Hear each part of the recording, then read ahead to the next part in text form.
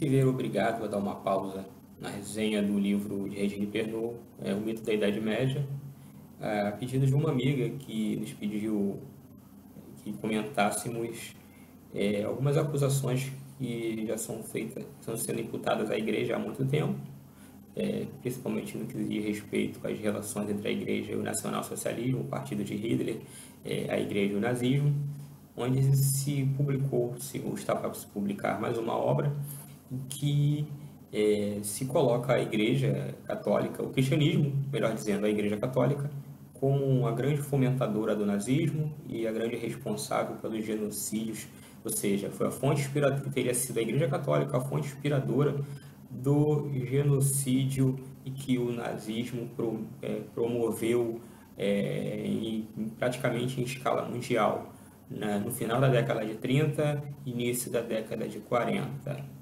Então, o conteúdo desse vídeo aqui vai tratar desse assunto, principalmente porque são 3 papas que são colocados no banco dos réus, quando se diz respeito a essa acusação de que a Igreja teria colaborado com o Partido Nazista.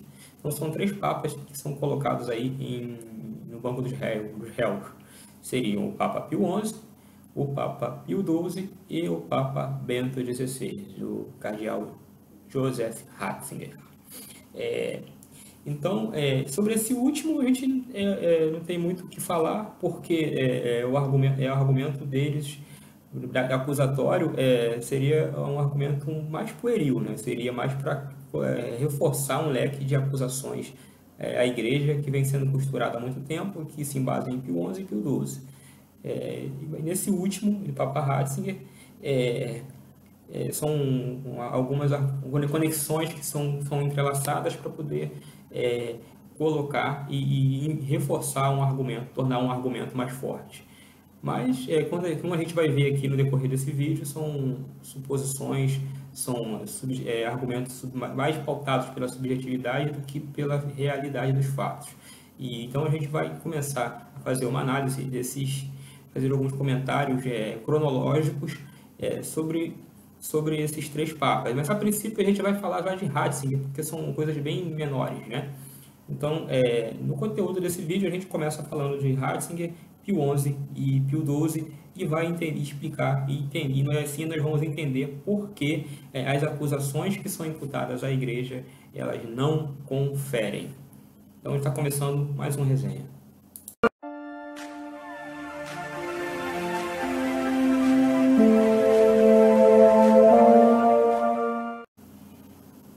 E como eu disse na abertura desse vídeo, as acusações que são imputadas a Bento XVI são as mais pueris. Por quê? Porque elas, na verdade, só servem para poder reforçar um argumento que vai sendo construído para denegrir a Igreja, né? No caso de Bento XVI, de Ratzinger, primeiro que ele nasce na Baviera. Ele é filho de um comissário policial de concepções políticas bávaros austríacas, ou seja, que é de orientação rígida, né, e católica. Então, o pai de Ratzinger, ele já é um opositor por natureza do partido de Hitler, do nacionalsocialismo, e quando os nazistas eles acabam assassinando um primo de Ratzinger de 14 anos, que sofria de síndrome de Down, ou seja, e aí os nazistas eles assassinam por causa da lei do super-homem, da supremacia da raça superior alemã. Então, a oposição da família de Ratzinger, então, inclusive, acaba aumentando, né? O ódio ao nazismo e a revolta, não só do pai de Ratzinger e do Ratzinger mesmo, como da própria família, ela vai aumentar por conta desse assassinato promovido pelos nazistas a um garoto de 14 anos que morreu só porque tem síndrome de Down. Ou seja, bem coerente com a doutrina de supremacia nazista de que a raça ariana é a raça superior. Então, que não poderia haver, né? Não poderiam nascer doentes mentais, doentes com síndrome de Down, e qualquer outro defeito genético que eles considerassem que fosse que tornasse a raça inferior, que fosse macular a raça ariana superior e perfeita, eles cometiam esses atos, né? Então, eles são os pais da eutanásia, os pais desses assassinatos em massa dentro desse contexto aí. E aí o que acontece é que quando o Ratzinger ele vai ficando mais velho, ele se torna mais jovem, aliás, quando ele se torna na idade quase adulta, né, adolescente, ele é forçado a ingressar na juventude hitlerista. E aí é o argumento deles, né, que Ratzinger teria sido um apoiador do nazismo porque ele ingressou na juventude hitlerista. Como se o ingresso à juventude nazista fosse algo facultativo, algo que era opcional, que alguém escolhesse entrar lá. Não. Na verdade, as crianças de 6 até os adolescentes de 18 anos eram forçados, eles eram recrutados a ingressar na juventude hitlerista, e mais ou menos em 1936 eles chegaram a arrebanhar, né, a confiscar 3.600.000 meninos e adolescentes para entrarem nessa instituição, né, nessa instituição desprezível. Então Ratzinger, depois de um determinado tempo, porque ele presenciou um evento chamado Noite de Cristais, que ocorreu na Alemanha, onde os nazistas eles começavam a apedrejar as janelas de casas onde moravam judeus, e apedrejavam locais onde se sabiam que eram estabelecimentos cujos donos eram judeus. Então houve uma saraivada de pedradas, queimas dessas instituições, desses estabelecimentos, né, e expulsão, porque os donos eram judeus. Então era uma maneira de você retaliar e mostrar que todo o repúdio dos nazistas aos judeus. E Ratzinger, ao ver aquilo, ele mais uma vez ele reforçou a ideia de desertar. E desertou do partido da juventude hitlerista e depois foi seguir sua carreira vocacional. Então, a suposta colaboração de Ratzinger dentro desse contexto aí é pífia, né? Na verdade, não há como você agregar em muita coisa a ele com 18 anos dentro da juventude hitlerista, sendo convocado às forças, fazendo uma oposição, porque todo o contexto que nós já descrevemos anteriormente. Então, mas essa acusação de Ratzinger pertencer à juventude hitlerista serve para reforçar que os papas da Igreja Católica eles teriam colaborado com o nazismo. Então é mais com termos numéricos do que como algo consistente, né? Uma argumentação consistente. Então a gente parte agora para o caso de Pio XI.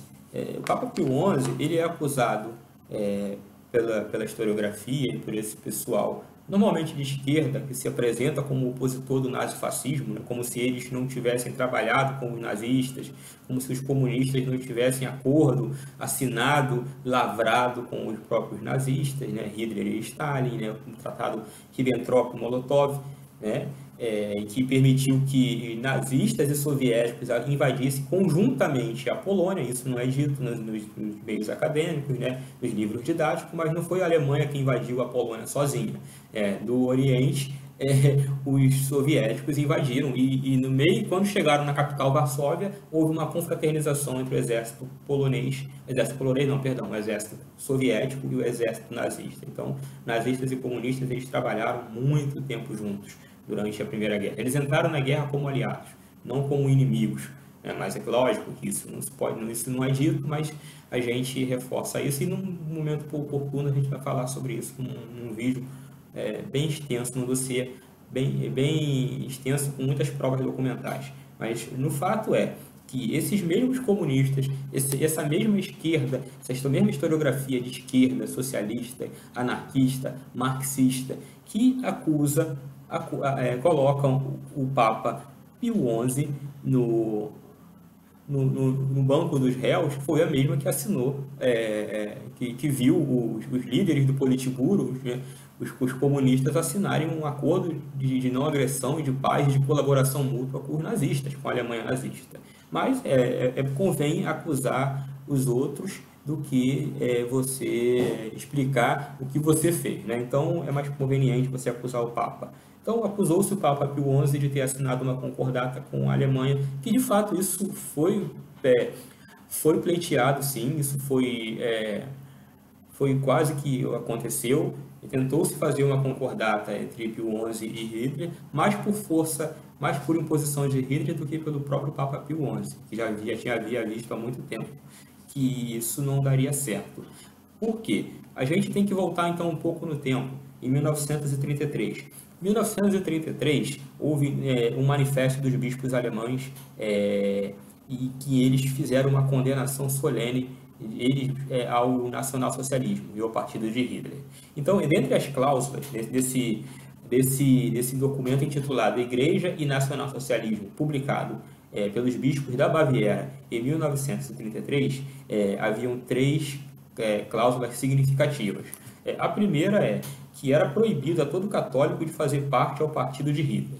A segunda é que os membros do partido de Hitler não tinham direito a funeral nem a sacramento. E a terceira grande recado, né, grande imposição significativa é que o católico que se filiasse ao partido de Hitler estaria automaticamente excomungado, estaria impedido de ter sacramentos, de funerais, etc. Então, os bispos da Baviera, em 1933, os bispos alemães, eles já haviam feito uma condenação solene a esse partido de Hitler. E em 1937, então, baseado nesse próprio manifesto, nesse próprio documento dos bispos da Baviera, Pio XII foi vendo que as perseguições feitas à igreja, elas aumentavam ainda mais dentro da Alemanha.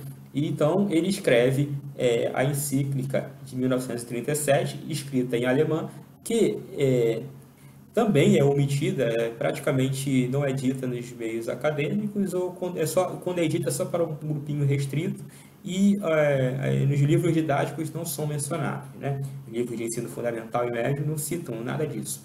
Mas em 1937 houve uma condenação, outra condenação, só que agora papal, ao nazismo, na encíclica Mit Peneder Sorge, ou seja, com extrema preocupação. Nessa encíclica que foi publicada e foi lida nos púlpitos das igrejas no domingo de Páscoa, de forma clandestina, essa encíclica foi escrita em alemão e foi entregue aos papas, aos clérigos das igrejas da Alemanha de forma clandestina, porque havia um patrulhamento e os nazistas controlavam tudo que entrava e saía no país, e essa encíclica chegou aos padres, e os clérigos nos púlpitos das igrejas leram essa encíclica em plena Semana Santa, ou no sábado de Aleluia, ou no domingo de Páscoa de 1937.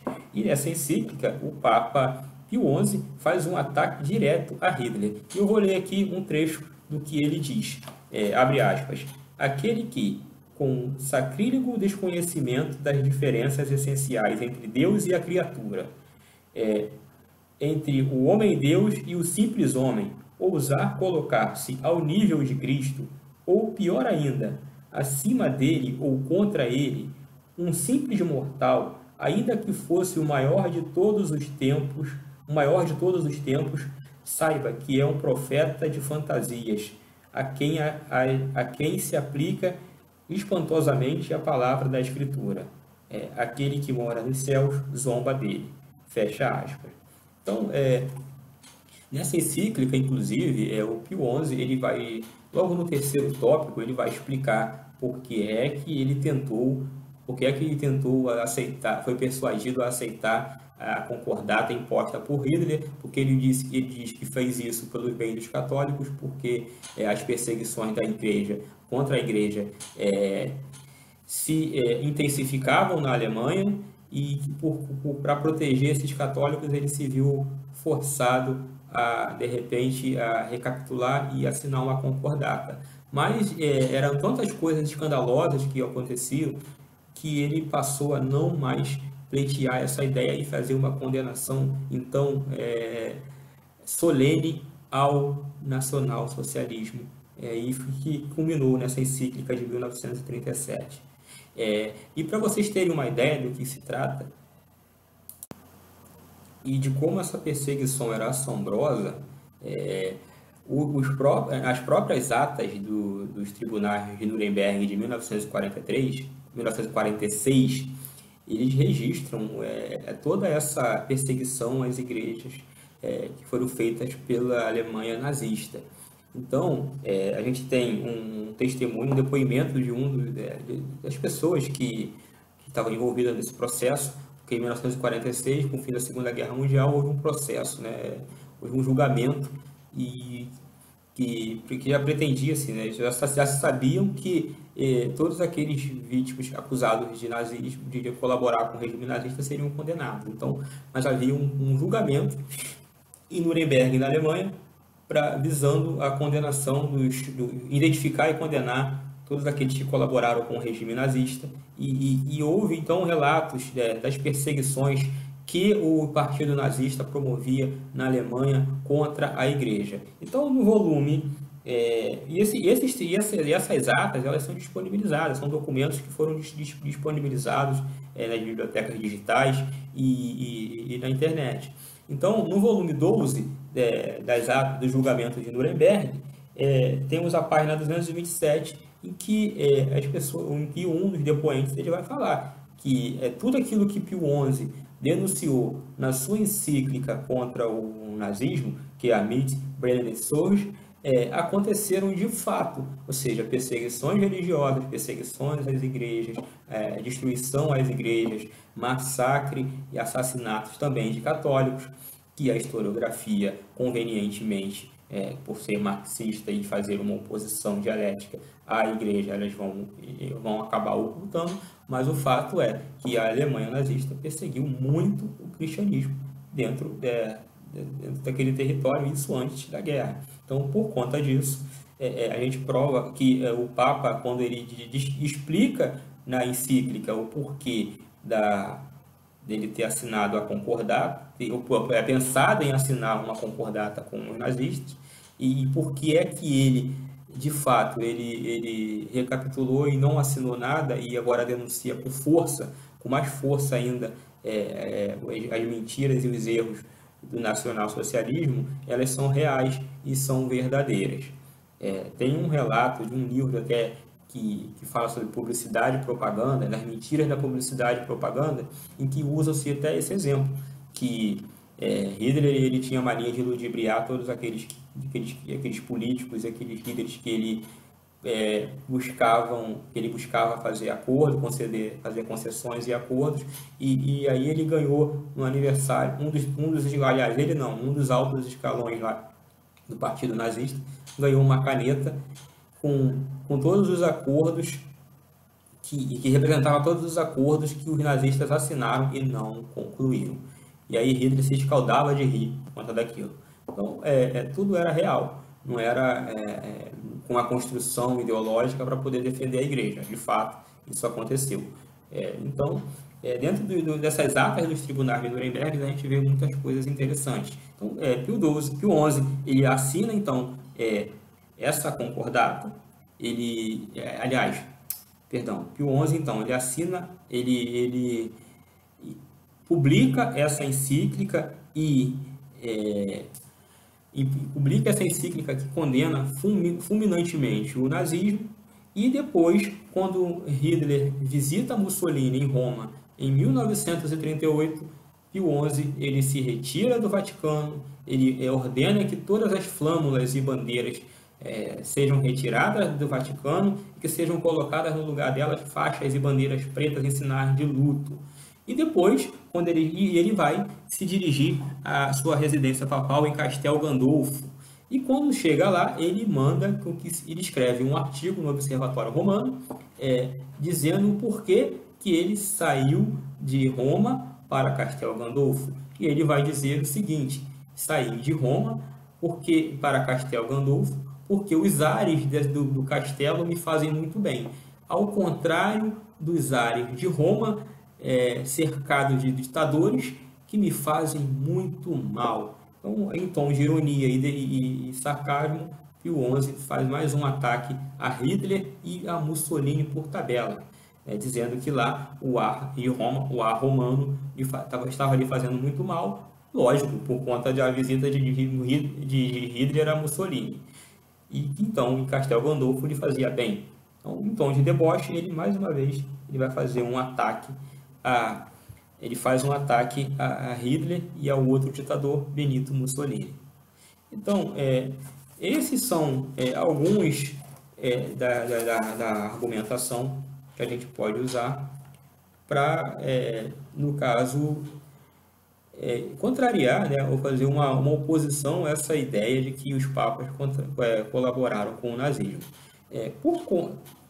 Poderíamos usar muito mais, mas por conta aí da questão de Pio XII ser algo muito mais complexo e ter um leque de fontes e de informações, e todas elas bem relevantes, eu prefiro fazer um vídeo depois falando especificamente sobre o Papa Pacelli, Papa Pio XII. Já que o Papa Ratzinger, Bento XVI, e o Papa aquele que é o Pio XI, você tem o Papa tem coisas significantes, mas assim que não é o que reforça a ideia do imaginário popular, né? Esses aí, eles servem, esses argumentos utilizados até servem por aqueles que buscam denegrir a igreja e na verdade reconstruir uma história em tons falseados.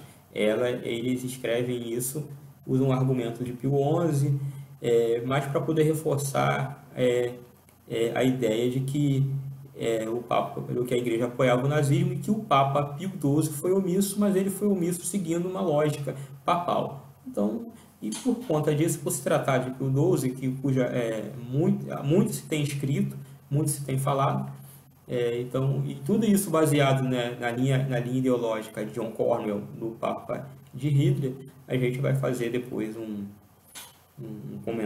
vídeo bem maior, porque tem muita coisa aí para se falar sobre Pio XII, né?